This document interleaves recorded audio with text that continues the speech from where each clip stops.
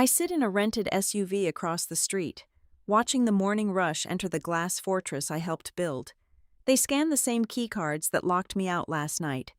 The panic faded 72 hours ago when the restructuring email hit. My coffee is cold, exactly like the 12 years of sweat I poured into this company. Upstairs, Grant is rehearsing his coronation speech. He does not know the throne he is claiming still answers to me. I am Alyssa Stone.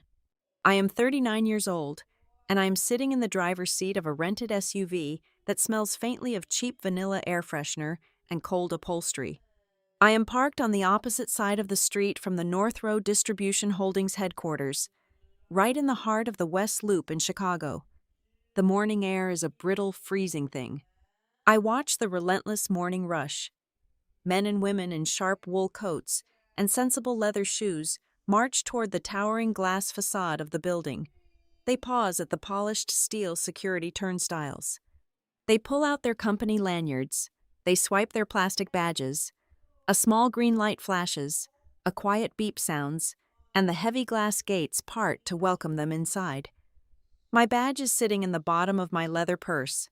If I were to walk up to that same sleek scanner and swipe my card, the light would flash an angry red. The gates would remain locked shut. The security guards I personally hired would have to politely ask me to step aside. Human Resources deactivated my access at exactly midnight. I am not panicking. The panic, the suffocating tightness in my chest, the hot rush of pure betrayal, all of that burned itself out exactly 72 hours ago. That was when the email arrived in my inbox. The subject line was utterly sterile, formatted in the lifeless corporate speak that cowardly executives use to execute their boardroom assassinations. Restructuring transition. It was sent well after standard business hours on a Friday night, a calculated maneuver meant to isolate me through the weekend. The text of the email casually stripped away my title of Chief Operating Officer and replaced it with something entirely hollow. Special Advisor. It is a corporate death sentence wrapped in a velvet glove of polite vocabulary. It means a small, windowless desk in a dark corner, absolutely zero direct reports, no access to financial dashboards, and a severance package waiting to be signed in exchange for my permanent silence. I reach down and trace the rim of the paper cup resting in the center console holder. The black coffee inside is ice cold. I look at the dark, stagnant liquid and realize it is the perfect, bitter metaphor for the last 12 years of my life. I brewed it, I poured all the heat and energy into it, but I let it sit in the background. I let my sweat and labor grow cold and unacknowledged, while other people confidently took the credit, carrying the steaming results into brightly lit boardrooms to serve to an admiring audience. I built the machine from the ground up. They just showed up at the end, slapped a fresh coat of paint on the casing, and etched their own names into the metal. Upstairs, high above the street level on the 23rd floor, Grant Mercer is getting ready. I can picture his morning routine perfectly.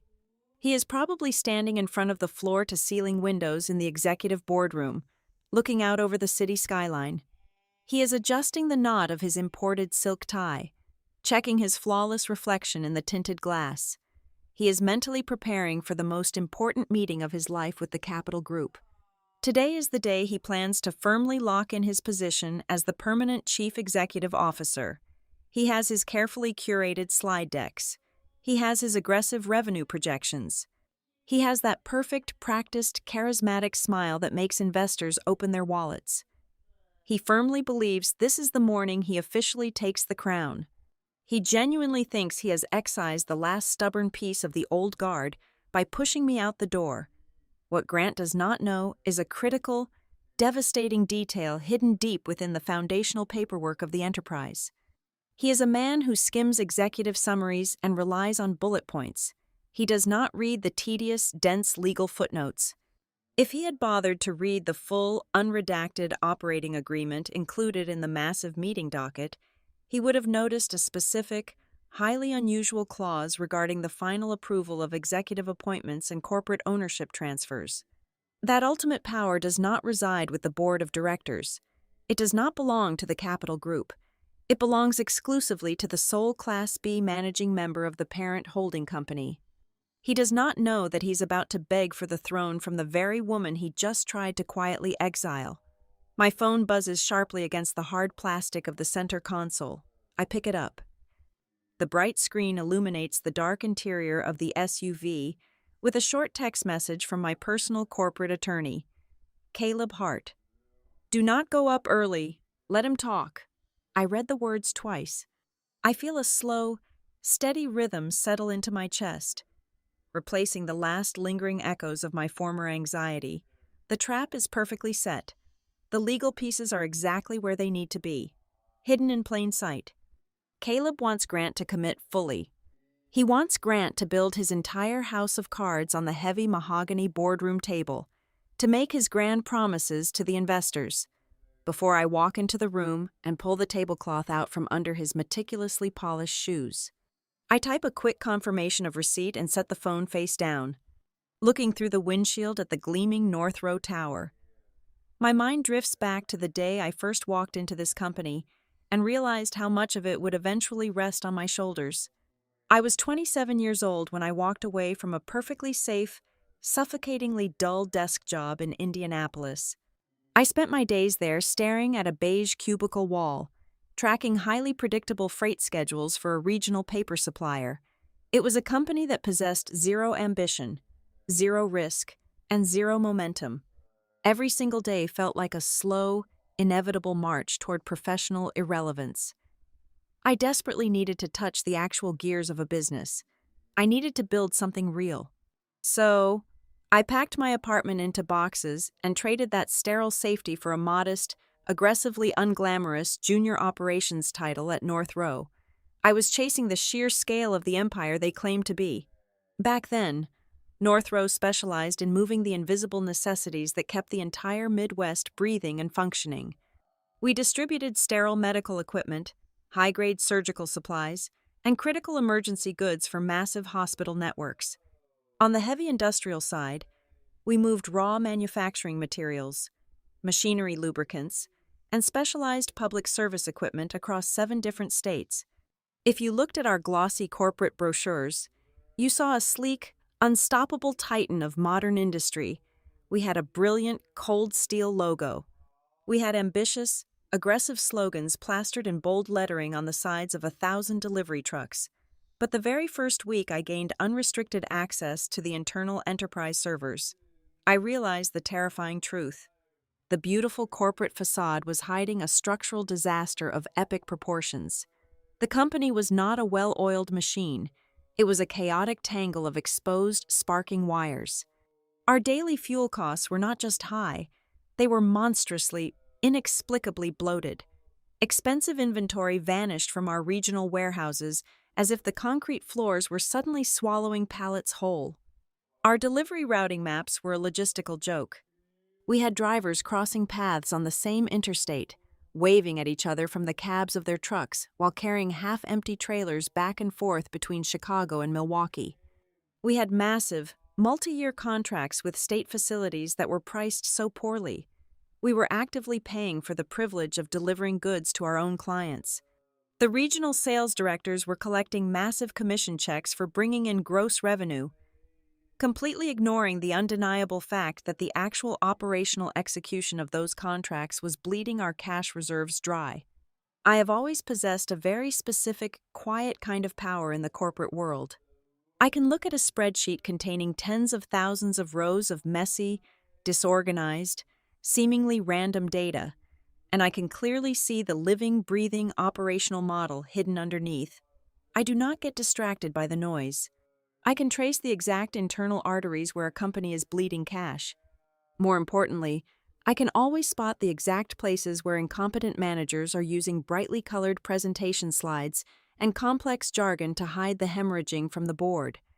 For my first 3 months at North Row, I kept my mouth tightly shut and my head down. I stayed at my metal desk long after the fluorescent office lights clicked onto their automated night cycle.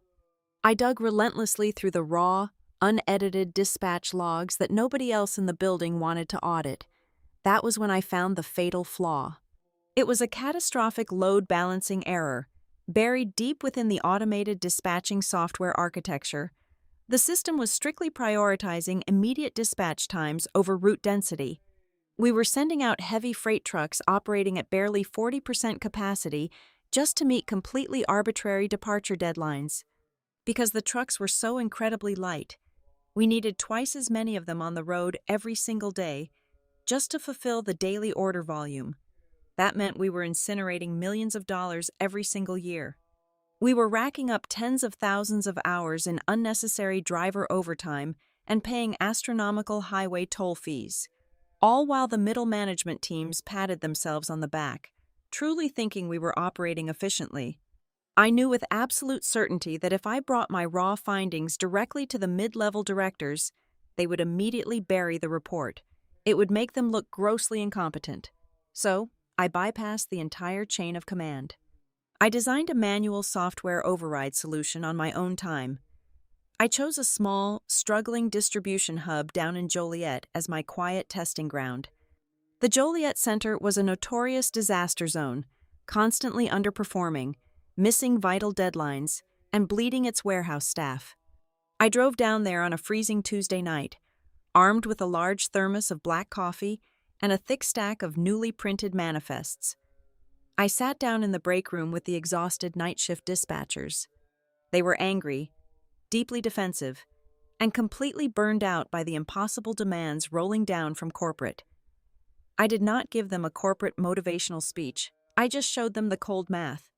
I showed them exactly how to completely restructure their staging sequences on the loading docks. We stopped prioritizing the arbitrary departure clock and started prioritizing the physical volume of the trailer space. We grouped the delivery zones tightly, forcing the trucks to stay locked at the docks until they were packed to the absolute brim. Within 4 weeks, the operational results were undeniably staggering. I successfully slashed their outbound operational costs by over 30%, but the real, monumental victory was far more critical than just saved fuel money.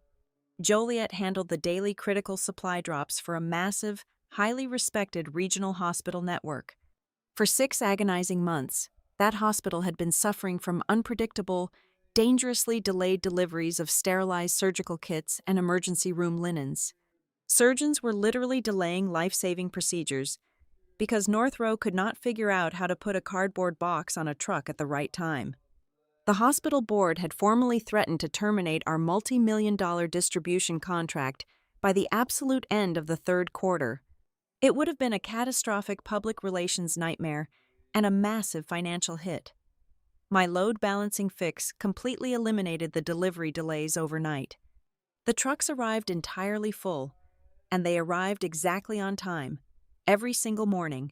I quietly saved the largest hospital contract in the region without ever stepping foot inside a boardroom to negotiate.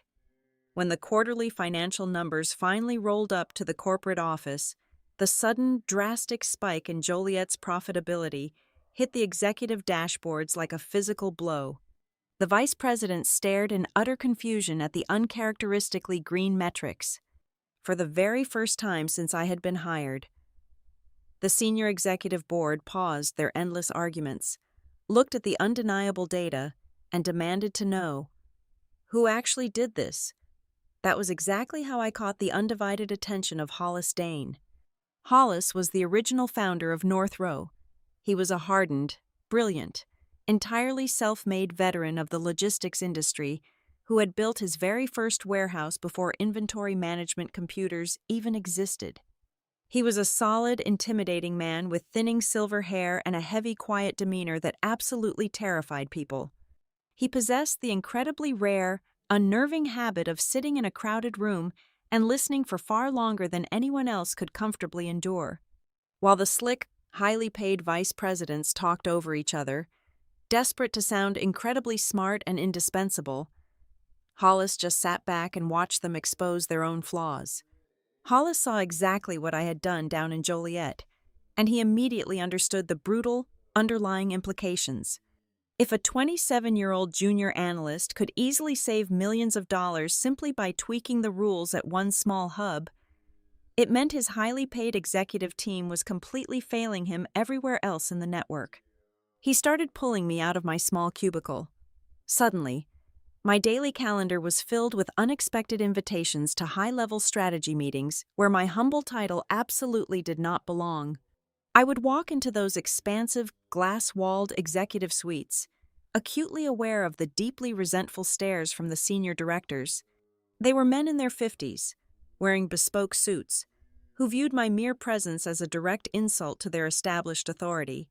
I never sat at the massive mahogany table. I always took a stiff, uncomfortable chair placed firmly against the back wall. I sat perfectly silent, taking meticulous, ruthless notes while these highly paid executives argued in endless, unproductive circles about theoretical growth metrics and abstract market synergies. They used so many expensive buzzwords to say absolutely nothing at all. Hollis would let them talk. He would let them completely exhaust themselves trying to impress him.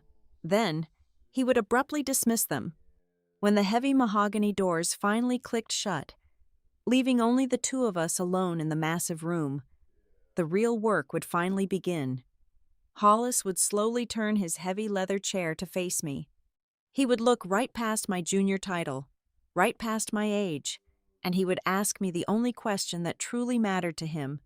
If this were your own money, Alyssa, where would you fix it first? I would open my notebook, and I would tell him the absolute, unvarnished truth. I would systematically tear apart the shiny presentations we had just watched. I would show him the hidden fuel waste they were ignoring, the massive blind spots in the warehouse tracking software, the toxic, unprofitable client contracts that needed to be severed immediately. I spoke strictly in raw numbers, broken systems, and brutal operational realities.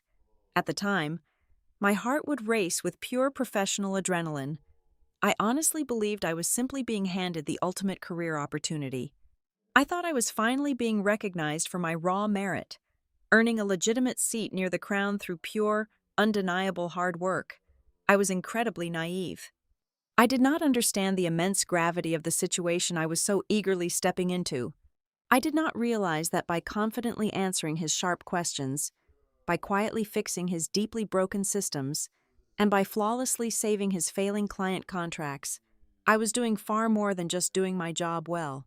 I was actively breathing life into a dying organism. I was rapidly becoming the invisible, pulsing heart of a massive, incredibly complex machine. I was laying down the heavy, unbreakable foundation of a modern empire.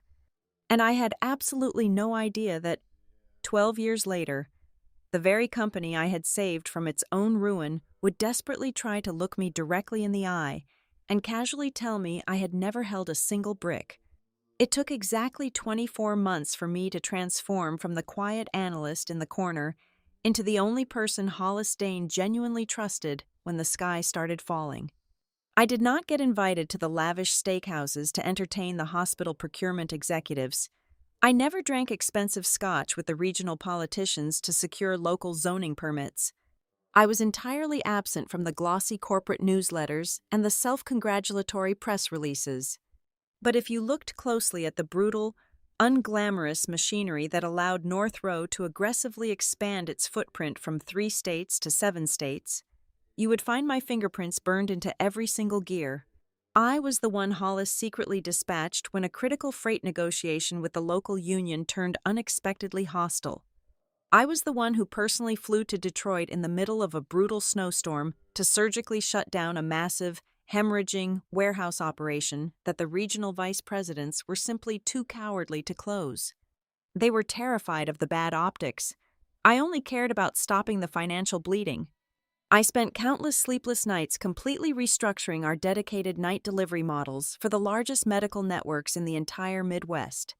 I became the absolute final line of defense against operational catastrophe, the unseen gravity that kept the entire expanding enterprise from flying apart at the seams. As my value to the actual survival of the business solidified, Hollis slowly began to pull back the heavy curtain on his own deeply guarded vulnerabilities. He was a terrifying titan to the outside world, a man of iron will and relentless demand. But inside the secure, soundproof walls of his private corner office, he was an exhausted man carrying an impossible, lonely burden. He had a large family, a wife and 4 grown children, but not a single one of them possessed the slightest understanding of the logistics industry. They did not care about freight density, automated sorting algorithms, or the grueling realities of driver retention. They only understood the comfortable, highly insulated lifestyle that the company's dividend checks provided for them. His children loved what Northrow could purchase, but they actively despised the dirty, relentless reality of how that money was actually made. The corporate board of directors was not much better.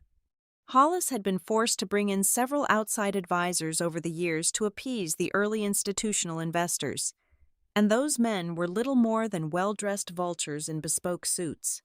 They sat in our quarterly meetings quietly calculating our market valuation, eagerly waiting for the exact moment they could force a massive sale to the first aggressive private equity fund that offered a high enough multiple.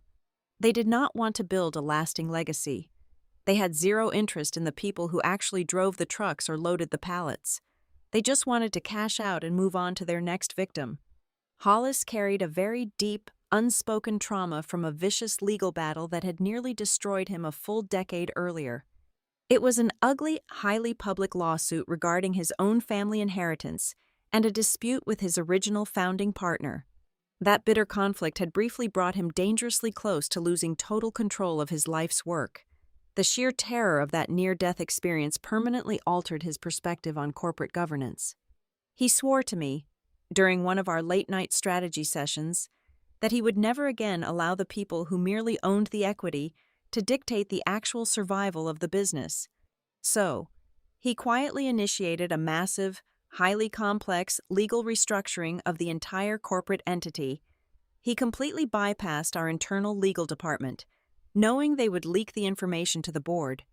Instead, he hired a boutique corporate law firm out of New York. Together, they meticulously rebuilt Northrow into a multi-tiered limited liability company. It was a brilliant, ironclad labyrinth of corporate architecture. The fundamental brilliance of the new structure was the absolute, impenetrable separation of financial wealth from operational control. He purposefully decoupled the economic rights from the voting rights. During the final stages of that intense legal reorganization, Hollis called me into his office. It was late on a Friday evening, long after the executive floor had emptied out and the cleaning crews had moved on to the lower levels. He placed a thick, bound leather portfolio right on the center of his massive mahogany desk. He did not offer me a drink. He did not engage in any pleasant small talk. He just looked at me with those heavy, exhausted eyes. He told me he was finalizing the restructuring of the ultimate parent company, Northrow Holdings. He explained that he was creating a very specific, highly restricted class of ownership called Class B governance units. These specific units did not carry any right to the quarterly profit distributions. They would not pay out massive dividends. They would never make anyone a billionaire overnight. But they possessed something infinitely more valuable than raw cash. They held the ultimate, overriding authority over the entire corporate structure. Whoever held those specific units had the absolute, unchallengeable legal right to approve or reject any new chief executive officer. They had the power to instantly block any major corporate debt assumption. They had the absolute right to veto the sale of any strategic company assets, and they held the final, unquestionable say over any fundamental change in the overall ownership structure. Hollis pushed the heavy leather portfolio across the polished wood desk toward me. He told me that on all the public-facing paperwork, he would remain the sole executive face of the company. His family would legally retain the vast majority of the economic interest. The board of directors would still hold their regular, pointless quarterly meetings. But nobody in the building, absolutely nobody in his own family, and nobody on the board of directors would ever be fully informed about who actually held the red button. He wanted to transfer the Class B governance units entirely to me. I sat perfectly still, staring blankly at the thick stack of legal documents. My pulse hammered in my throat. I was a young woman who had spent my entire life working strictly in the shadows, fixing broken things for other people. I had absolutely no experience wielding the kind of raw, unchecked corporate power that was casually sitting on the desk between us. I asked him, my voice barely above a whisper. Why he would ever hand the ultimate key to his entire empire to an operational architect instead of his own blood relatives or his highly paid senior executives. You are the only one here who loves this company the way someone loves a job that must be done right, Hollis said, his voice dropping to a low, rough gravel. You do not love it like a quick ticket to getting rich. You love the actual work. My family loves the check. The board loves the exit strategy. If I leave the final say to them, they will strip this place down to the studs and sell the copper wiring within 6 months of my funeral. I need someone who will actually protect the foundation. I need someone who knows how the machine works. It was a profound declaration of absolute trust, but it was also a crushing, terrifying burden. I was being asked to become the silent guardian of an empire that would never publicly acknowledge my true authority. I hesitated.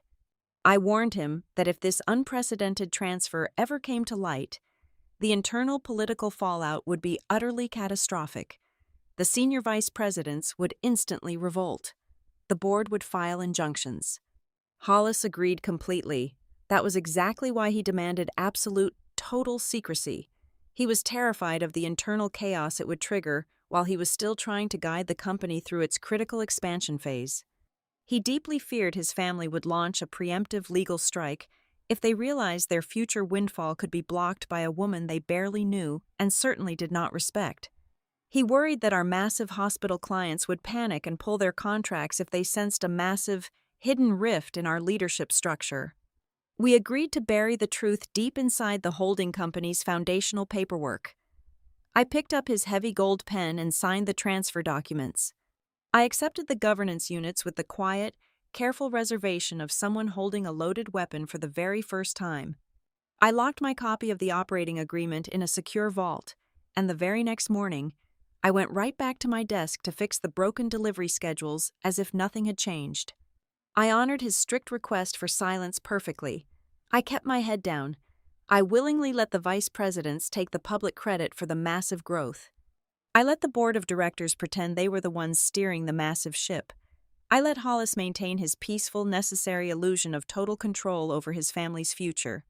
I thought my total silence was a noble, necessary sacrifice.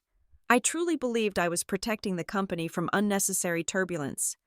I did not realize until it was entirely too late that my well-intentioned silence was actively tilling the soil for my own future destruction. By purposefully hiding my true authority to keep the peace, I accidentally created the perfect, fertile ground for someone else to walk in and build a highly plausible, completely ruthless coup right over my head. I gave them the absolute, blind confidence to steal my empire because I never once forced them to acknowledge that I owned the very ground they were standing on. For the next 6 years, I became the unseen, high-speed processor running relentlessly beneath the polished casing of the company. While the executive team focused on shaking hands, dining at expensive steakhouses, and playing golf with regional politicians, I mapped out our aggressive physical expansion. I was the one who personally drove out to desolate, freezing industrial parks in the dead of winter to select the exact geographic locations for our new distribution centers.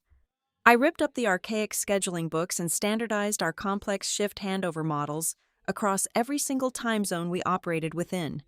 I sat in bleak, windowless conference rooms at dusty truck stops, aggressively negotiating bulk diesel fuel pricing directly with the regional suppliers. Whenever the board carelessly approved a messy, overvalued corporate acquisition, I was the sole architect who designed the brutal, highly complex integration roadmaps required to absorb the newly acquired supply chains without crashing our existing, fragile networks. We mutated from a bulky, struggling regional player into an undeniable, dominant corporate empire. Under my strict operational guidance, North Row exploded to encompass 14 massive, state-of-the-art facilities. We grew to manage a sprawling workforce of over 1,000 dedicated personnel. Our portfolio of major stable enterprise clients became the absolute envy of the entire logistics sector. We developed a terrifying, industry-leading reputation for the sheer speed at which we could process and neutralize logistical crises, leaving our slower, heavier competitors completely choking on our exhaust. We were no longer just a delivery company. We were the critical circulatory system for half the country. My most significant, defining victories were always born in the dark.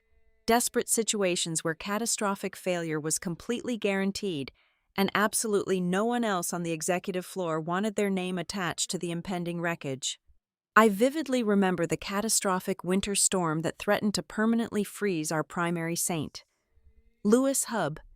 That specific hub supplied vital, life-saving medical equipment to 3 separate counties. The regional directors had already drafted the formal failure notices to send to the hospitals. I refused to let the network fall. I stayed awake for 48 straight hours, locked in a freezing dispatch room, manually routing emergency relief trucks and redirecting massive freight loads on the fly while the highly paid executives slept comfortably in their heated suburban homes. When our massive, highly publicized contract with the Cleveland Hospital Network was bleeding cash and operating at a severely negative profit margin, no one on the upper floors wanted to touch it. It was widely considered an absolute career killer. I flew out there quietly on a cheap commercial flight, fired the incompetent regional director on a Tuesday morning, and completely gutted their staging process. I rebuilt their entire operational workflow from scratch, sleeping on a cot in the back office, until the numbers finally turned a brilliant green 6 months later. When a disastrous rollout of a new enterprise resource planning software almost collapsed our entire continental delivery schedule, I bypassed the screaming information technology executives, manually rolled the massive servers back to the legacy system in the middle of the night, and single-handedly saved the entire financial quarter. The prominent industry trade groups and supply chain journals constantly called my office line, desperately wanting to put a face to the miraculous operational turnaround of North Row. I politely, consistently declined every single invitation to walk up onto the brightly lit stages at the massive industry conferences. I genuinely, foolishly believed that raw, undeniable operational results were the only things that truly lasted in business.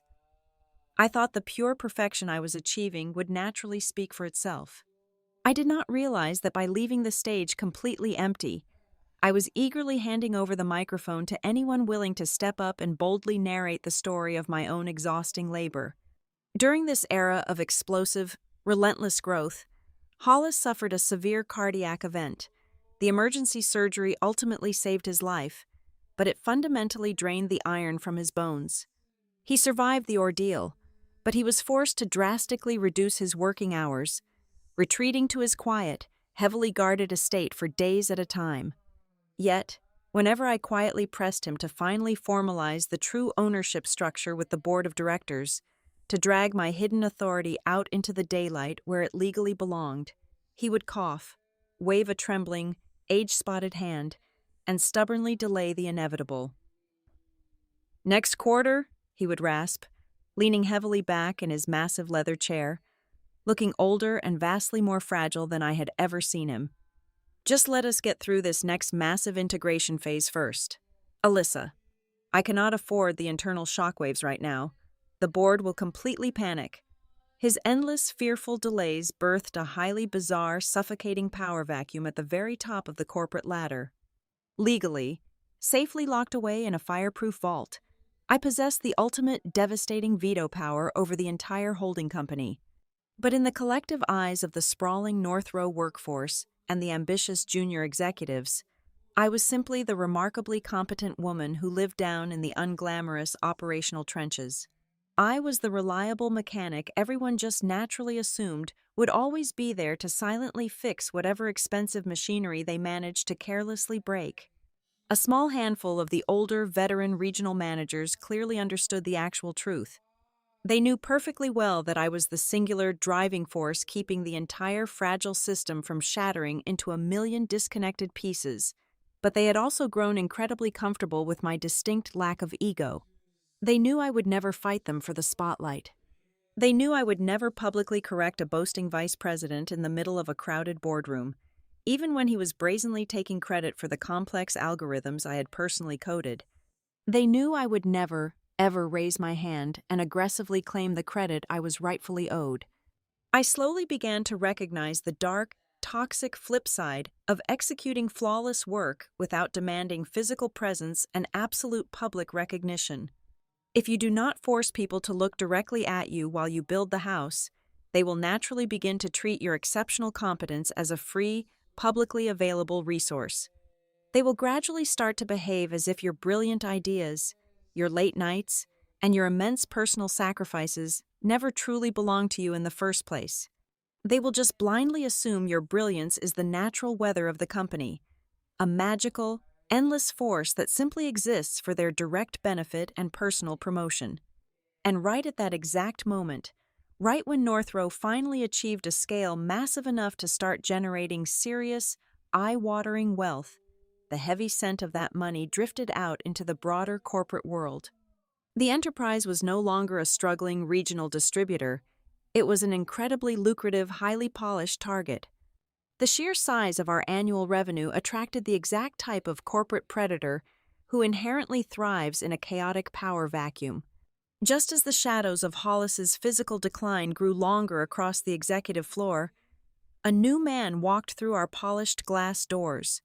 He wore a perfectly tailored designer suit, carried an immaculate, highly practiced smile, and possessed a terrifying, flawless instinct for sniffing out an unprotected opportunity exactly like a starving wolf smells fresh blood on the winter wind.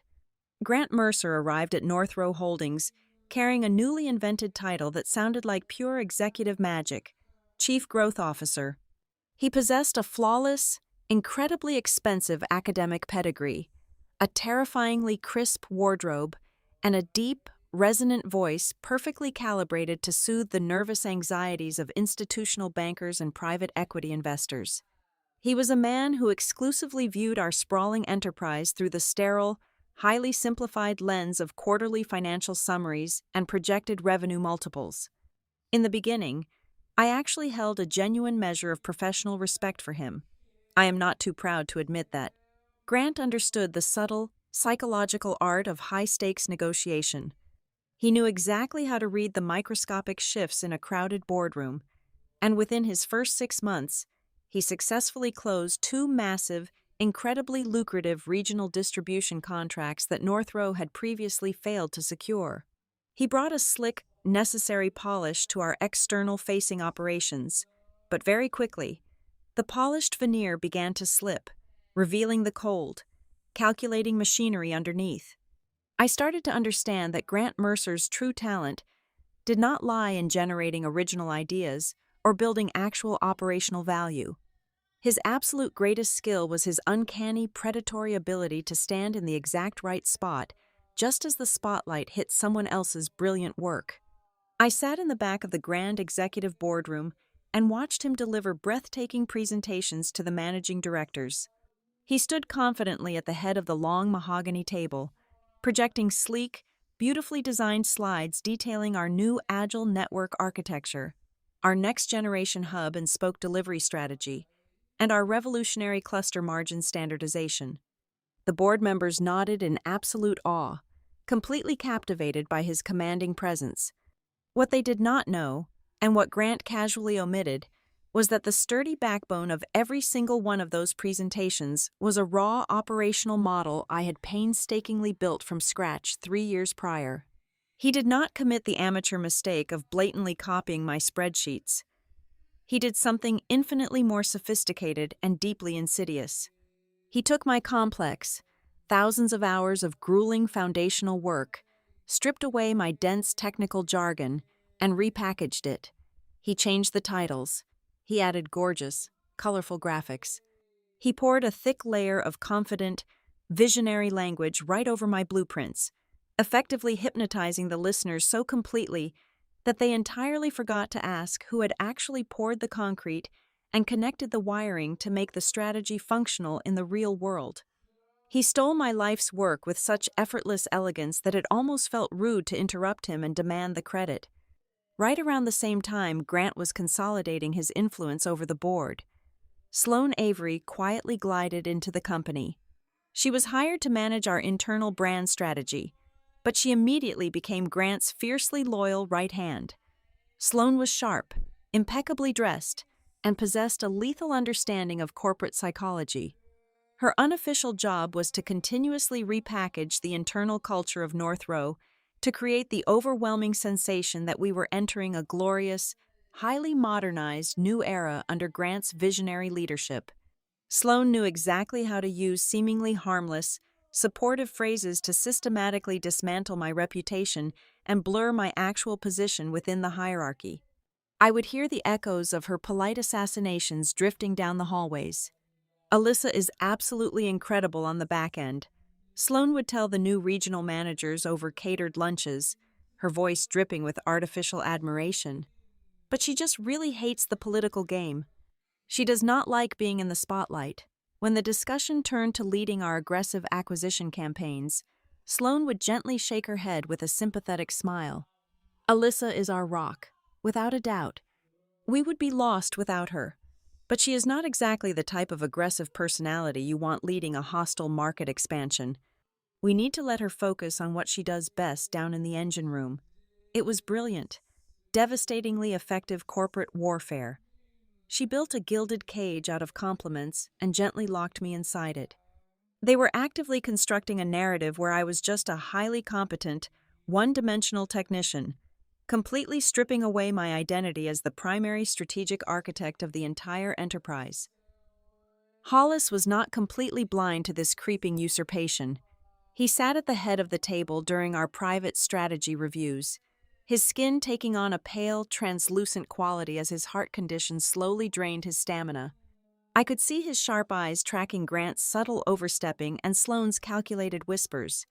He recognized that something toxic was taking root in the soil of his company. But his failing health robbed him of his usual ruthless decisiveness.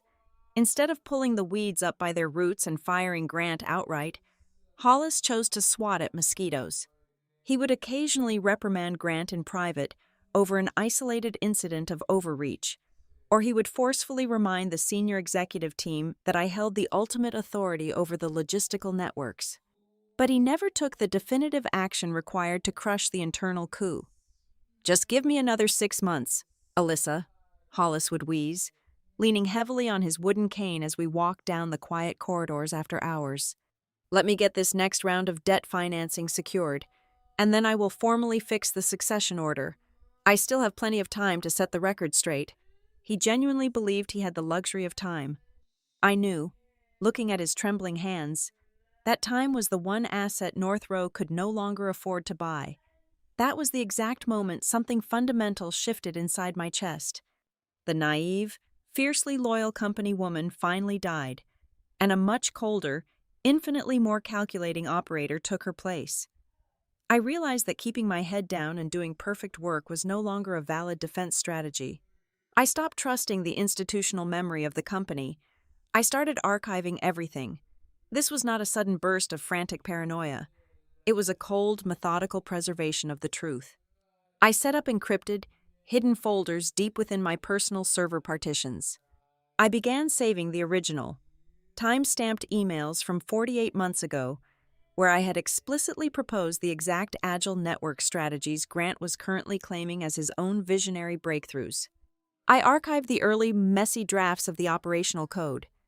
I saved the raw metadata from the server migrations, the unedited meeting minutes before Sloane's team carefully sanitized them, and the original financial projections that proved my direct involvement in our most profitable campaigns. For the very first time in my 12-year career, I fully understood the most dangerous reality of modern corporate life. I was living inside an ecosystem where the absolute truth did not matter at all if it was not meticulously documented and securely locked away. If you do not actively, fiercely protect your own history, someone with a brighter smile and a louder voice will gladly step in and write a much more attractive, entirely fictional narrative right over your name. They were preparing to erase me, and I was quietly, ruthlessly gathering the exact ammunition I would eventually need to burn their beautiful fiction to the ground. The end arrived not with a dramatic boardroom confrontation, but with a quiet, devastating phone call from a hospital waiting room. Hollis passed away from what was supposed to be a routine post-surgical complication. The timing was an absolute catastrophe. We were in the extremely delicate, final stages of negotiating a massive debt refinancing package to fuel our next phase of territorial expansion. For the first 48 hours, the entire corporate headquarters existed in a state of suspended animation. The grief was quickly swallowed by a cold, rising panic. The massive hospital networks we supplied, the nervous institutional banks holding our current debt, and our own terrified regional directors all started asking the exact same frantic question. Who is currently steering the ship? Grant did not even wait for the official grieving period to begin, nor did he wait for the board of directors to convene a formal emergency session. At exactly 5:45 the next morning, my phone vibrated on my nightstand. It was a company-wide email broadcast to every single employee across all 14 distribution centers. The subject line was chillingly clinical, and the body of the message was a masterpiece of manufactured authority. Grant formally announced that he was immediately assuming the title of interim chief executive. He claimed the unilateral move was absolutely necessary for continuity and confidence during a tragic transition. I sat in the dark of my bedroom, reading the glowing screen over and over again. The email did not contain a single reference to the actual, legally binding governance structure of the holding company. It completely ignored the existence of the Class B units. Most importantly, Grant had not placed a single phone call to me before hitting send. According to the foundational corporate charter locked in my secure vault, I was the very first and only person who legally possessed the authority to approve an executive appointment, interim or otherwise. He was acting entirely on his own terrifying, unchecked momentum. Over the next 14 days, the atmosphere inside the corporate tower transformed into something deeply suffocating. The air grew thick with unspoken alliances and rapid realignments. Grant moved with brutal, breathtaking speed to redraw the internal reporting structures. He immediately began pulling Sloan into highly sensitive, high-level human resources meetings where she had absolutely no business being present. Together, they quietly identified the veteran operational managers who were fiercely loyal to my systems, and they systematically transferred them into obscure, dead-end roles with ambiguous titles. Simultaneously, the digital calendar invitations for the daily refinancing strategy calls with the New York bankers simply stopped appearing in my inbox. I was being administratively blinded. Then came the formal internal transition memorandum. It was a beautifully formatted, company-wide document detailing the new organizational hierarchy. When I scrolled down to my own name, the air physically left my lungs. The memorandum described my 12 years of building the entire logistical foundation of the empire as mere strategic technical support. I was no longer framed as the architect of the operational machinery. I was suddenly reduced to a glorified mechanic who occasionally tightened the bolts. They were actively rewriting the history of the enterprise while I was still sitting in the building. The absolute climax of this polite, bloodless coup occurred on a Tuesday afternoon. I received a calendar invite for a private alignment discussion in the Human Resources Suite. When I walked into the cold, glass-walled room, Grant was conspicuously absent. Instead, I found the Vice President of Human Resources and our lead internal corporate counsel sitting perfectly straight behind a polished marble table. They both wore identical, deeply sympathetic smiles that did not reach their eyes. Sliding across the cold marble toward me was a thick, heavy manila envelope. The lawyer softly explained that the company wanted to honor my immense historical contributions. They wanted to offer me an extremely generous executive step-back package. It included a substantial financial payout, comprehensive health coverage for the next 36 months, and an airtight, incredibly restrictive non-disclosure agreement. They spoke to me with the gentle, patronizing tone one might use with a confused, elderly relative. They were acting as if I had already expressed a deep, personal desire to voluntarily step aside and graciously surrender the floor to the dynamic new generation of leadership. Outside that room, Sloan was already doing the necessary groundwork to make my execution seem entirely voluntary. She was moving through the executive lounges, whispering to the nervous directors with a look of manufactured pity. She has chosen to stay out of the spotlight for a long time. Sloan would murmur over her organic green tea. Alyssa is brilliant with the warehouse routing. Of course, but she is simply not comfortable with the aggressive pressure of the capital markets. This transition is really the healthiest move for her personal well-being. She was transforming the theft of my empire into an act of corporate mercy. It was an incredibly elegant, completely flawless assassination. Sitting in the Human Resources office, staring at the thick legal packet, I did not scream. I did not slam my fists against the marble table. I did not threaten them or make a dramatic, emotional scene. Doing so would have only validated Sloane's carefully constructed narrative that I was unstable and unfit for executive leadership. I simply maintained a completely blank, unreadable expression. I picked up the heavy manila envelope, nodded silently to the lawyer, and walked out of the room. I drove straight back to my house in complete silence. The radio switched off, listening only to the steady rhythm of the tires against the pavement. I walked into my kitchen, dropped my keys by the door, and placed the envelope right in the center of the kitchen island. I poured myself a glass of cold water, turned on the overhead lights, and opened the package. For the next 2 hours, I read every single line of the contract.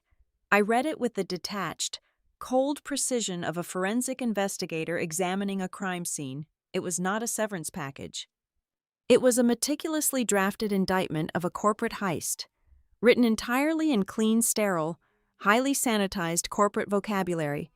It was a legal mechanism designed to legally purchase my permanent silence, while they completely absorbed the value of my life's work. Late that evening, the glowing screen of my phone shattered the quiet darkness of the kitchen. It was a secure call from my personal corporate attorney, Caleb Hart. I had sent him a scanned digital copy of the entire step-back package exactly 1 hour prior. When I answered the phone, Caleb did not offer any polite greetings. He did not ask how I was holding up emotionally. He possessed the sharp, ruthless mind of a seasoned litigator, and he cut straight to the terrifying heart of the matter. He spoke the exact words that instantly shattered my lingering disbelief and fundamentally flipped the entire board in my mind. "I have read every single page of this document." "Alyssa," Caleb said, his voice a low, heavy rasp echoing through the speaker. "They are not just pushing you out the door.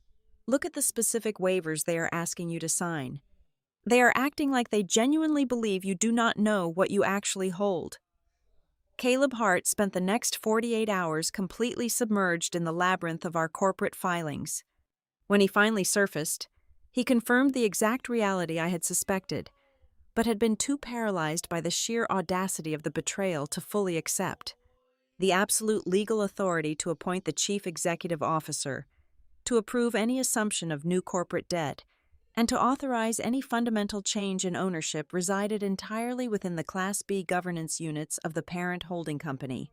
Furthermore, Caleb verified that every single one of those units was still registered fully, legally, and immutably in my name. The ink was dry, the registrations were filed, and the chain of title was absolutely unbroken. The fundamental problem was never that I lacked the ultimate power. The problem was that Grant Mercer and his tight circle of loyalists were desperately attempting to sprint to the finish line before that hidden power could be publicly executed. They were trying to manufacture an irreversible reality based entirely on momentum and illusion. I needed eyes on the inside, someone who saw the raw financial data before Sloane Avery could sanitize it for public consumption. That was when I reached out to Nora Beck. Nora was a veteran senior accountant who had been keeping the North Row ledgers balanced since we were operating out of a single unheated warehouse. She had zero patience for corporate buzzwords and an absolute devotion to the mathematical truth. We met at a dimly lit diner 2 towns over, entirely off the grid, over cups of black tea. Nora slid a heavily encrypted flash drive across the laminated table. "He is not just trying to take your chair, Alyssa," Nora whispered, looking nervously toward the diner entrance. "He is actively trying to sell the entire house before anyone realizes the title deed is missing." The files on Nora's drive laid bare the terrifying scope of Grant's actual endgame. He was currently engaged in frantic, accelerated negotiations with an aggressive growth equity group based out of Denver. He was desperately trying to secure a massive refinancing package, But that was just the first phase. Simultaneously, he was quietly preparing a highly leveraged buyout of a struggling chain of cold storage facilities over in Ohio. The Ohio acquisition made absolutely zero operational sense, but it was a classic, ruthless tactic to artificially inflate our top-line valuation right before putting the entire parent company on the auction block. Then, I opened the file containing Grant's newly drafted executive compensation package, the one he planned to have the oblivious board approve by the end of the quarter. Hidden deep within the dense legal appendices was a highly specific, incredibly lucrative clause known as a change of control accelerator. If Grant successfully managed to sell North Row within the next 12 months, this clause would instantly trigger.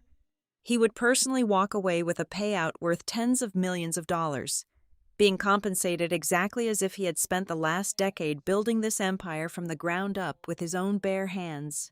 He was literally planning to cash out my life's work to buy his own private island. The betrayal deepened when I accessed the marketing folders and found Sloane's latest drafts. She had already meticulously composed the internal, company-wide messaging for the post-acquisition scenario. I read the polished, sickeningly sweet paragraphs, where the new corporate entity would graciously thank me for my foundational contributions in the early era of the business.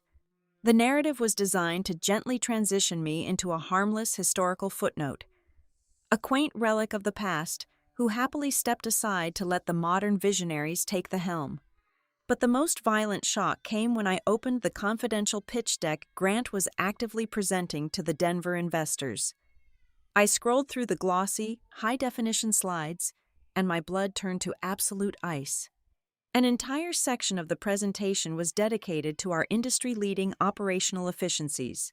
There, brightly packaged in custom graphics, were the complex fuel routing algorithms, the dynamic shift handover protocols, and the predictive inventory modeling systems I had painstakingly designed over years of grueling labor.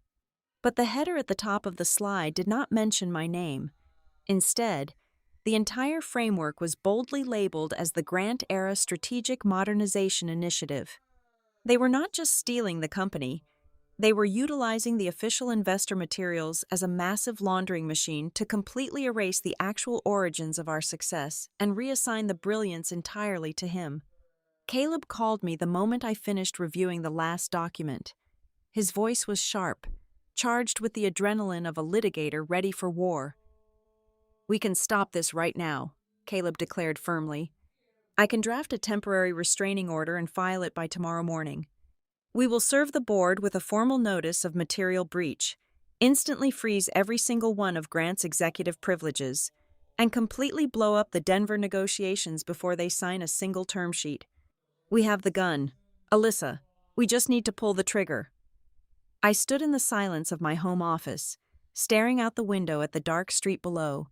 I thought about the sheer humiliation of the human resources meeting. I thought about the cold, calculated way they had handed me a severance package wrapped in fake sympathy. I thought about the thousands of hours I had sacrificed, the personal life I had completely forgone, to build the very walls Grant was currently trying to sell. "No," I replied, my voice dangerously calm. "Do not file the injunction. Do not send the breach notices." There was a long, heavy pause on the other end of the line. "Alyssa, if he signs that debt facility, the legal unspooling will be a nightmare. Let him negotiate," I instructed. "Let him build his beautiful sandcastle. If we strike right now, we will only hit Grant and Sloane. The board will claim ignorance. The mid-level directors who happily switch sides will simply scatter and pretend they were following orders. I do not want to just reclaim my seat. Caleb, I want to know exactly who in that building decided to stand on the wrong side of the line when they thought nobody was watching." I refused to settle for a messy, public legal brawl that would leave the internal rot intact. I made the conscious decision to hold my fire, allowing them to stretch their supply lines until they were dangerously overextended. I initiated a silent, rigorous campaign of digital and documentary extraction. I spent the next several days methodically gathering every single fragment of undeniable proof. I pulled the hidden file edit histories that showed exactly when Sloan had deleted my name from the operational manuals. I recovered the original, unedited board meeting minutes from 3 years ago, proving Hollis had specifically entrusted the network architecture to my sole discretion. I traced massive chains of forwarded internal emails where Grant's loyalists brazenly discussed keeping me entirely in the dark regarding the Ohio acquisition. I secured the original slide decks, the comprehensive capitalization tables, and the heavily redacted financial projections. Most importantly, I began tracking all the highly complex legal clauses Grant and his team were rapidly initialing in their desperate rush to finalize the Denver deal. They were moving so fast, blinded by the blinding glare of a massive payout, that they were casually signing off on stipulations they clearly had not bothered to read. They were building a massive, highly complex trap entirely out of their own unchecked greed. The agonizing sting of the initial betrayal slowly evaporated, replaced by the cold, clear focus of an apex predator. I was no longer the heartbroken founder weeping outside the gates of her stolen kingdom. The narrative had fundamentally shifted. I was now orchestrating a perfectly calculated counteroffensive. I was going to let them assume the crown, let them plan the grand parade, and let them invite the entire world to watch. And then, at the exact moment their triumph seemed absolutely assured, I was going to pull the floorboards out from underneath them and let them fall into the dark by their own sheer momentum. I allowed Grant Mercer to firmly believe he was successfully managing my quiet departure. Through my attorney, Caleb Hart, I initiated a series of highly tedious, painfully slow negotiations regarding the exact financial parameters of my severance package. We spent days arguing over completely trivial details, demanding extended medical coverage for an extra 18 months and aggressively contesting the geographic boundaries of the non-compete clause. It was a perfectly executed optical illusion. I played the role of the defeated, bitter executive desperately trying to squeeze a few extra drops of compensation out of the corporate sponge before being permanently discarded. While Grant and his legal team were utterly distracted by my fabricated demands, Caleb and I were operating entirely in the shadows, quietly wiring the entire corporate structure with legal explosives. We drafted and transmitted highly confidential, legally binding notices to the primary depository agent, the chief management accountant, and the compliance officers at our lead syndication banks. The language in those notices was absolute and uncompromising. It formally declared that any material change in corporate control, any assumption of new mezzanine debt, or any authorization of executive equity accelerators without the explicit documented approval of the Class B managing member was completely null and void from the outset. We essentially placed an invisible, impenetrable padlock on the entire company. Grant was driving at top speed, entirely unaware that the bridge ahead of him had already been silently demolished. To maintain the necessary illusion, I continued to show up at the corporate headquarters 2 or 3 days a week. I kept my demeanor completely flat, cordial, and devoid of any emotional sharp edges. I would walk into the glass elevators, fetch my morning coffee from the executive lounge, and calmly pack a few personal belongings from my soon-to-be vacated office into a small cardboard box. My physical presence was a calculated anesthetic. I wanted them to look at me and see a woman who had simply accepted her unfortunate fate. I gave them just enough polite compliance to make them completely underestimate my preparation, but I never gave them enough conversation to let them deduce that I was currently holding the absolute legal kill switch in my pocket. Grant's confidence swelled into blatant arrogance. He began walking through the corridors with the relaxed, expansive posture of a conquering king. During an open-door strategy session with potential logistics partners, I walked past his glass conference room and distinctly heard him refer to North Row as his platform. The phrase violently churned my stomach. A man who has actually poured his blood into the foundation of a business, a man who knows the crushing, terrifying weight of the bricks, would never use such a dismissive, lightweight term. He spoke about the empire as if it were merely a digital application he had casually downloaded, rather than a massive living organism built on the backs of thousands of exhausted workers. Right beside him, Sloan Avery was rapidly rolling out her sweeping new corporate culture initiative. She plastered the break rooms and digital dashboards with her aggressively cheerful new slogan, Velocity and Visibility. It was a masterclass in hollow corporate branding. She mandated weekly virtual town halls and demanded that all regional directors submit highly stylized daily progress reports. Her campaign inadvertently highlighted the glaring, irreconcilable difference between the era when I commanded the network and the era they were currently attempting to invent. When I was running the logistics, our internal visibility was virtually zero, but our actual operational velocity was absolute. Now, under Grant and Sloan, they had achieved perfect visibility into a system that was rapidly grinding to a devastating halt. The cracks in the foundation did not take long to manifest. Grant had systematically replaced several of my veteran, battle-hardened regional hub managers with sharply dressed loyalists who possessed impressive academic credentials, but zero practical intuition for the chaotic realities of freight distribution. Within 14 days, a series of cascading operational failures began to strike the network. The primary Columbus freight route suffered massive, inexplicable delays because the newly appointed director attempted to forcefully optimize the loading schedules using an academic formula that completely ignored the unpredictable realities of regional weather patterns. 24 fully loaded trucks sat idle in the freezing rain for 12 hours. Down in Kansas City, our most lucrative, highly sensitive medical supply contract triggered a severe service-level agreement penalty. The new management team failed to properly prioritize the staging protocols for sterilized surgical equipment, resulting in a late delivery that cost the company over $150,000 in a single morning. Simultaneously, the voluntary resignation rate across the entire overnight warehouse shift spiked by nearly 30%. The workers on the floor were completely exhausted and deeply demoralized by managers who fundamentally did not understand the brutal physical rhythm of the loading docks. I did not actively sabotage a single thing. I did not make any secret phone calls to stall the trucks, and I did not encourage the warehouse staff to quit. All I did was stop. For 12 years, I had been the invisible safety net stretched tight across the bottom of the entire company. Whenever a manager made a catastrophic error, whenever a routing algorithm failed, I was the one who woke up at 3 a.m. to silently catch the falling debris and fix the system before the sun even came up. Now, I was no longer there to absorb their mistakes. The psychological shift within the building was palpable. The middle management layer began to quietly panic.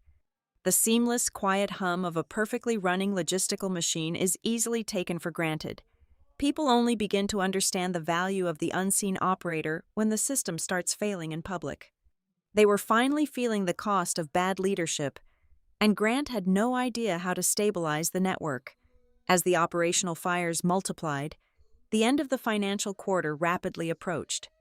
Caleb meticulously set the final stage for the quarterly capital review meeting. This was the exact moment Grant intended to push his massive Denver refinancing package, along with his own lucrative compensation accelerators, across the finish line. Grant genuinely believed this meeting was nothing more than a tedious, bureaucratic formality with a decentralized, powerless management group representing the parent company. When the official calendar invitation arrived in my inbox, I carefully signed the formal attendance confirmation. However, under Caleb's strict legal direction, I did not sign it as a departing executive advisor. I signed it using my absolute, legally binding title, Sole Class B Managing Member Representative. But Caleb buried my executed signature and my true title on page 7 of the highly dense legal appendix attached to the calendar invite. He knew Grant perfectly. He knew Grant Mercer was a man who only read executive summaries, a man who boldly skipped the fine print because he believed the minor details were entirely beneath his visionary status. Grant saw my name buried in the attendee list, assumed I was simply dialing in to quietly finalize my severance paperwork, and never once scrolled down to read the legal capacity in which I was actually arriving. The trap was fully armed, the doors were locked, and the target was walking willingly into the center of the room. The night before the meeting, the heavy snow began to fall across the Chicago skyline. I sat alone in the quiet warmth of my home office, the only illumination coming from the small brass lamp on my desk. I reached into my secure drawer and pulled out the original, heavy leather portfolio that Hollis Dane had handed to me all those years ago. I slowly untied the leather string and opened the thick stack of foundational corporate documents. I stared down at the final page. There, pressed into the thick cream paper, was Hollis's signature in fading blue ink. I traced the sharp, erratic lines of his handwriting with my index finger. I remembered the exact exhaustion in his voice when he told me I was the only person who loved the company enough to protect it from the vultures. Staring at that signature, the cold, hard knot of personal vindictiveness that had been sustaining me for weeks suddenly dissolved. It was replaced by something infinitely heavier and vastly more powerful. I realized, with absolute clarity, that tomorrow was no longer simply a matter of bruised ego or personal revenge. It was not just about punishing Grant Mercer for trying to steal my chair. It was about fundamental corporate stewardship. I had spent my entire adult life meticulously laying the bricks of this empire. Tomorrow was the exact moment I was required to finally step completely out of the shadows, not to destroy the building, but to brutally and publicly defend the house I had built. The morning sun hits the 23rd floor of the North Row Tower with a blinding, absolute clarity. The executive boardroom is a massive cavern of polished glass, cold steel, and imported mahogany. Inside that room, Grant Mercer is holding court. I am not sitting at the table. I am standing perfectly still in the private executive anteroom adjacent to the main hall, separated from the men deciding my supposed fate by a thick, soundproof oak door. Caleb Hart left his secondary phone resting face down on the boardroom table with the secure line open. A live audio feed carries every word spoken in that room into the small earpiece hidden beneath my hair. Grant sounds magnificent. His voice is a rich, perfectly practiced baritone, calibrated to project absolute authority and supreme confidence. He is clicking through his brand new presentation deck. I can hear the crisp snap of the laser pointer. He is confidently outlining the massive Ohio cold storage acquisition strategy.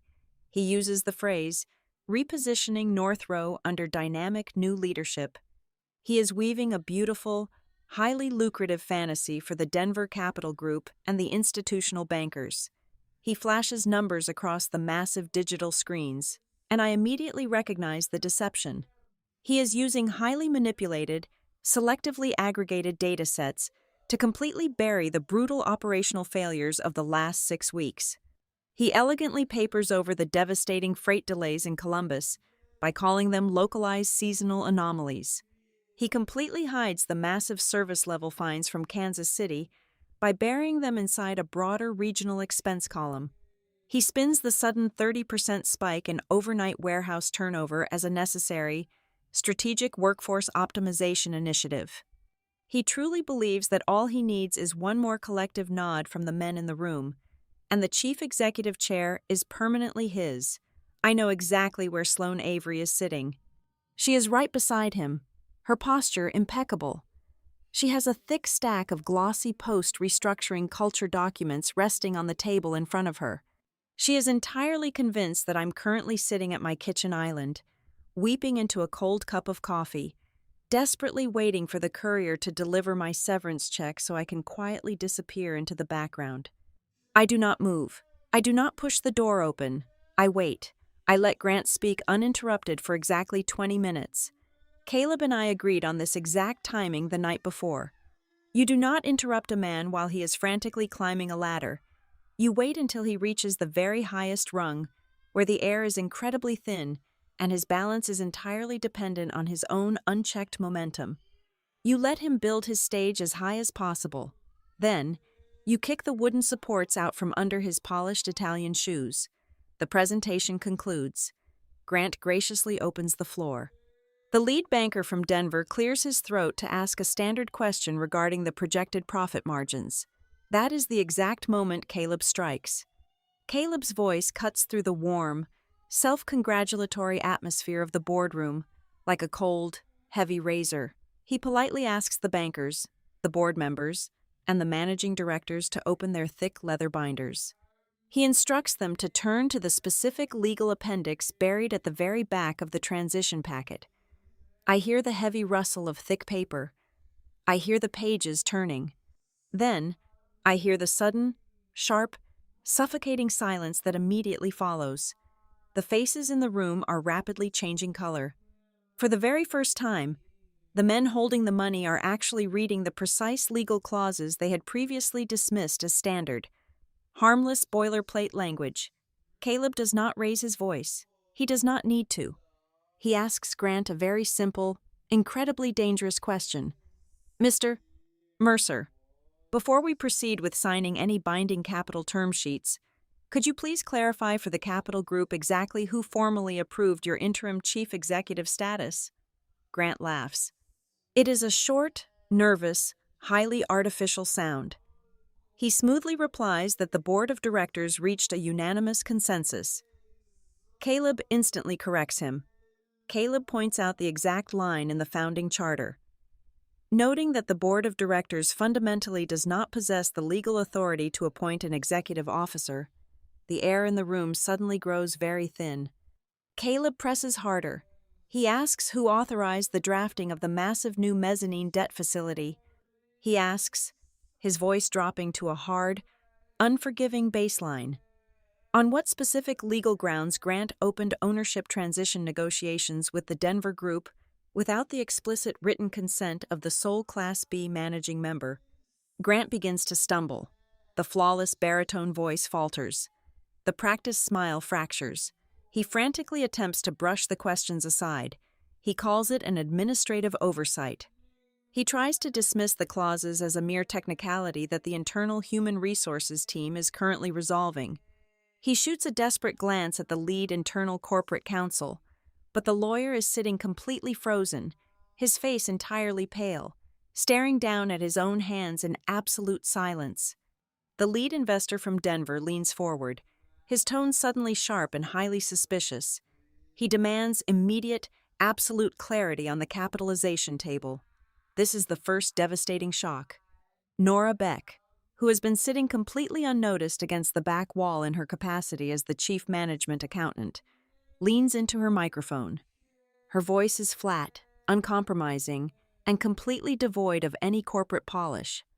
I must state for the official record, Nora says clearly, that the full, original capitalization table from the era of Hollis Dane has never been legally voided, altered, or superseded. Furthermore, every single ownership summary document Mr. Mercer provided to the Denver Equity Group over the last month is a heavily redacted, legally invalid version. They are summaries that intentionally omit the controlling governance units. The boardroom descends into a tense, chaotic murmur. The Denver bankers are physically dropping their expensive pens onto the mahogany wood. The board members are staring at Grant with a toxic mixture of sheer terror and sudden, dawning realization. The ground beneath Grant is rapidly dissolving. He desperately tries to salvage his narrative. He points wildly at the projected slides on the wall, loudly defending the brilliant results of his strategic modernization initiatives, claiming the company needs his vision regardless of the legal paperwork. That is when the second shock hits, and it is vastly heavier than the first. A veteran regional director, a man with calloused hands who has managed the heavy freight divisions out of Detroit for over a decade, suddenly pushes his heavy chair back and stands up. He ignores Grant completely. He looks directly at the Denver bankers across the table. With all due respect to the Capital Group, the veteran manager states bluntly, his voice echoing in the large room. The systems on that screen are not new. Grant Mercer did not design a single one of those operational frameworks, those agile routing algorithms, the cluster margin protocols, all of it. That is the exact logistical system Alyssa Stone built, coded, and implemented for us 5 years ago. The beautiful, elegant, fictional story Grant spent weeks meticulously spinning shatters into 1,000,000 jagged pieces right in front of the investors. The carefully constructed illusion of his absolute power fractures completely. He is standing at the head of the table, entirely exposed, a king wearing a stolen plastic crown, The string is pulled as tight as it can possibly go. The room falls into a heavy, paralyzing silence. Nobody breathes. Nobody speaks. Caleb Hart slowly turns his leather chair away from Grant. He looks deliberately toward the heavy glass doors at the back of the boardroom. I reach out. I grip the cold brass handles. I push the doors open, and I step into the room. I do not walk in like a discarded employee summoned to explain herself. I walk in as the absolute final authority, the only person in the building that every single explanation must now answer to. The heavy glass doors close behind me with a solid, final thud that echoes through the paralyzed silence of the 23rd floor boardroom. Every eye in the room shifts from the shattered presentation on the massive digital screens to me. I walk with deliberate, measured steps across the imported carpet, passing the stunned faces of the institutional bankers and the visibly trembling board of directors. I do not look at Sloane Avery, who has suddenly gone entirely ashen, and I do not immediately look at Grant Mercer. I walk directly to the center of the massive mahogany table. I drop the thick, original leather-bound operating agreement directly onto the polished wood. The heavy sound makes several of the men physically jump in their seats. I look directly into Grant's eyes. His perfectly practiced confidence has entirely evaporated, replaced by the frantic, terrified look of a man who just realized he stepped off a very high cliff in the pitch dark. "My name is Alyssa Stone," I say, my voice steady, carrying clearly across the expansive room. "I am not your departing technical advisor. I am the sole Class B managing member of the Northrow Holdings parent company. And Grant, you are not asking this board for the chief executive chair today. You are asking me." A collective gasp ripples through the Denver investment team. Grant opens his mouth, his jaw working, but absolutely no sound comes out. His pristine baritone voice has completely abandoned him. I do not give him the space to recover. I systematically dismantle the beautiful, fraudulent stage he has spent weeks meticulously building. "You have committed a severe, undeniable series of corporate violations," I state, locking my gaze onto his pale face. "You publicly assumed the title of interim chief executive without seeking or receiving the mandatory legal approval from my office. You purposefully concealed the true foundational governance structure of this enterprise from these highly respected investors. You formally presented strategic operational frameworks that I personally authored, falsely claiming them as your own modern initiatives to artificially inflate your perceived value. And worst of all, you initiated aggressive, unauthorized change of ownership negotiations to trigger your own massive financial accelerators." Grant's survival instincts finally kick in. He tries to seamlessly shift into his signature negotiation mode. He forces a tight, desperate smile and lowers his hands in a placating gesture. "Alyssa, please," Grant says, his voice coated in a thin layer of artificial warmth. "Let us take a breath. We are all reasonable professionals here. We can absolutely restructure the transition package to reflect your historical value. There is enough capital on the table for everyone to walk away perfectly happy." I do not engage with his emotional manipulation. I simply nod to Caleb Hart. Caleb does not negotiate. He reads the absolute, uncompromising legal reality. He informs the room that, due to the blatant fiduciary breaches, my office is officially voiding every single executive decision Grant has made over the last 6 weeks. Caleb clearly outlines the crushing personal liability Grant now faces for blatantly misleading institutional investors. Then, Caleb delivers the final, fatal blow. He formally announces the immediate, non-negotiable cancellation of Grant's lucrative change of control compensation accelerator. The tens of millions of dollars Grant thought he had successfully secured vanish into thin air right in front of him. Sloane Avery frantically attempts to throw a lifeline to save their sinking ship. She leans forward, her perfectly manicured hands resting on the table, trying to project her usual calm, brand-friendly demeanor. "I think we are simply looking at a severe miscommunication in transition," Sloane says smoothly, trying to smile at the bankers. "Things move incredibly fast during a tragic loss, like the passing of our founder. We just need to align our internal narratives." I reach into my leather bag and pull out a thick stack of printed documents. I toss them onto the table right in front of her. "This is not a miscommunication, Sloan," I reply, my tone dropping to freezing temperatures. "These are the exact internal email chains where you actively discussed burying my legal authority. These are the digital metadata files showing the exact hour you erased my name from the strategic slide decks. And this is the timeline of the post-acquisition corporate messaging you drafted, explicitly designed to erase my 12 years of labor and turn me into a polite historical footnote. You did not misunderstand the truth. You executed a highly calculated campaign to replace it with a fiction." Sloane stares at the papers, her mouth slightly open, the color draining entirely from her lips. She has absolutely nothing left to spin. The documentary evidence is absolute and undeniable. I look back at Grant. I watch the devastating realization slowly wash over his face. The most painful agony for a man with an ego that large is not the loss of the money, nor the brutal public humiliation in front of the bankers. The true agony is the sudden, crushing understanding that from his very first day in this building, he never actually sat at the top of the pyramid.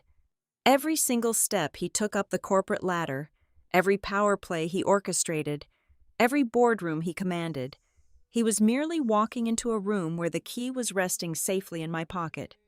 He thought he was the reigning king, but he was just a temporary guest in my house. I turned my attention away from him, addressing the Denver Capital Group and the paralyzed board of directors. "As the controlling member, I am officially suspending all negotiations regarding the sale or refinancing of this company. I declare with absolute authority. I am formally canceling Grant Mercer's unauthorized interim appointment. Effective this exact second, we are immediately opening a special governance review to audit the financial misrepresentations presented to this room today. Furthermore, I am personally taking direct control of a newly formed executive transition team to restore operational stability." The lead banker from Denver vigorously nods his head, aggressively packing his expensive pens and notebooks into his leather briefcase, extremely eager to distance himself from the legal explosion. I give Grant exactly 24 hours to submit his formal, unconditional letter of resignation. I quietly advise him that doing so is the only way he will avoid a highly public, entirely ruinous civil lawsuit for corporate fraud. He does not argue. He does not try to use his charming voice. He simply turns around, his shoulders slumped, and walks out of the heavy glass doors, leaving his beautiful, fraudulent presentation glowing uselessly on the screens behind him. Sloane Avery quietly clears her desk and leaves the building a few days later. Having finally learned the hard lesson that the most sophisticated image packaging in the world cannot save a story that is violently torn apart by undeniable, documented truth, I do not use my reclaimed power to burn the company to the ground out of spite. That would be the reaction of a bitter victim. And I am the architect. I do the significantly harder, vastly more powerful work. I keep the talented, exhausted people who actually run the logistics. I restore the broken operational systems. I stand in front of the entire corporate workforce during a massive town hall, and for the very first time in 12 years, I tell them the absolute truth. I publicly claim my entire history, clearly defining exactly who built the foundation they currently stand on. Late that evening, long after the chaotic dust has settled and the floors are completely empty, I stand alone in the grand corner office that used to belong to Hollis Dane. I look out through the floor-to-ceiling windows at the sprawling, glittering lights of the Chicago skyline. The city looks peaceful, but I know the brutal machinery operating just beneath the surface. I rest my hand on the cold glass and deeply internalize the late, incredibly expensive lesson of my career. Pouring your blood and sweat into creating immense value only gives you half of the power. The other half, the part that truly guarantees your ultimate survival, is having the absolute courage to step into the blinding light, stand your ground, and fiercely call it yours before someone else decides to write your history for you. Thank you all so much for listening to my story today, and I would love to know where you are tuning in from. So please drop a comment below so we can connect and share our thoughts. If you enjoyed this journey, Please make sure to subscribe to the Boss Revenge Stories channel, like the video, and support us even more by clicking the hype button so this story can reach and be heard by so many more people.